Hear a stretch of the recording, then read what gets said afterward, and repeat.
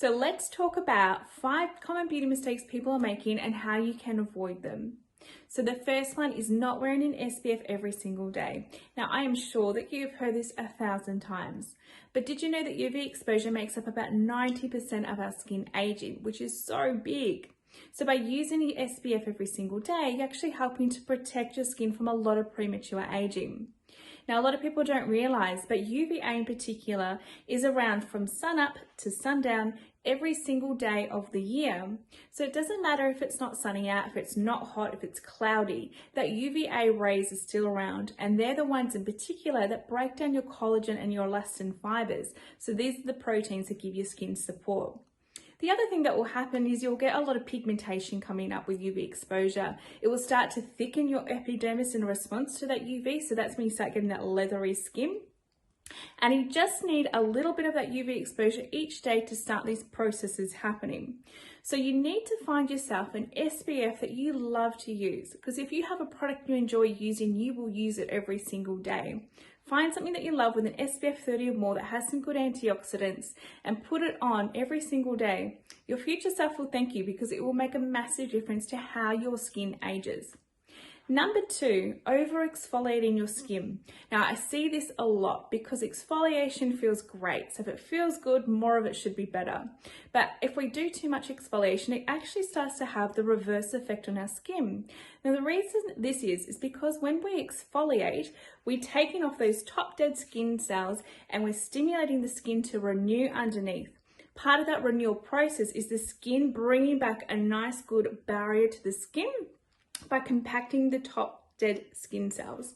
Now, if we exfoliate too frequently, we're not giving the skin time to renew that barrier and that nice protection that your skin has on top. And without that, your skin starts to lose a lot of water. So then your skin starts to become dehydrated. You'll be more prone to redness.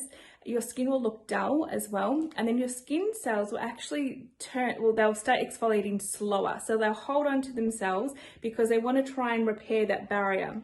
And when that happens, then the skin starts to feel rough and you'll be more prone to congestion as well on the skin, which will make you feel like you want to exfoliate more, which will be the worst thing that you can do for your skin at that time.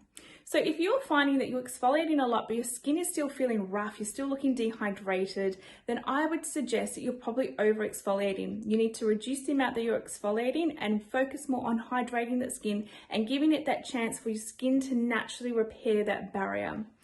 Exfoliating about twice a week generally is more enough, because we really don't want to be pushing our skin to exfoliate, but we just want to be helping to stimulate it, giving it a little bit of a helping hand. So that's how you should really view your exfoliation, that you're just giving your skin a little bit of a push rather than being very aggressive with it.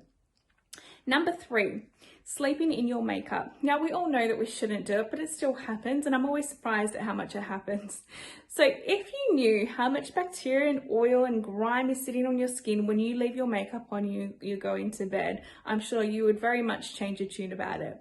When you're sleeping in that concoction on your face, you actually can be creating more oxidative stress to the skin, which can make the skin more inflamed and make you more prone to breaking out and getting some very nasty little pimples. Prolonged habit of not cleansing your skin at night will actually lead to some skin issues later on. So it is important, even if you've had a big night, to take your makeup off every single night, put on some beautiful products that are going to help your skin to replenish overnight. Number 4, so this is for all my little beauty junkies out there, doing too much to your skin and not being consistent with your skincare. So a lot of people, they'll try something for a little while, they'll see something advertised, like, well, this isn't working, I'm going to get that, and then they'll move to this and that, and they'll do a lot of things and really confuse their skin. So a lot of active ingredients need time to create the changes within your skin. So sometimes you just need to be a little bit more patient with your skincare if you're not getting the results that you're wanting straight away. The problem is if we're chopping and changing and moving our programs around too much, you're not actually giving the skin the time to create those changes and to get the benefits of the products. And a lot of the time it could be a little bit too stimulating, too many actives, your skin gets a bit confused, might be a bit more prone to breaking out and just being slightly unhappy.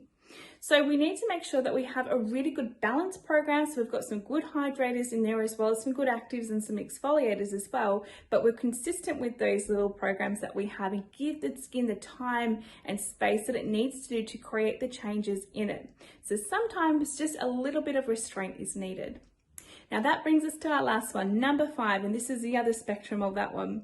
Not putting a moisturizer on after you cleanse. And a lot of people with a really oily skin will feel that if they put a moisturizer on, it's going to make the skin more oily, so they'll avoid it. Or some people, they just don't bother putting a moisturizer on. The problem with this is every time that we introduce water or cleansers to our skin, we're slightly stripping down our acid mantle and leaving the skin a little bit compromised as well. So if we're not then putting a moisturizer on, which acts as a second barrier in the skin, it helps to hold that water in the skin and give it that nice little protection, then what will happen over a period of time is your skin will become quite compromised. You will be more prone to dehydration, you'll have more redness, your skin will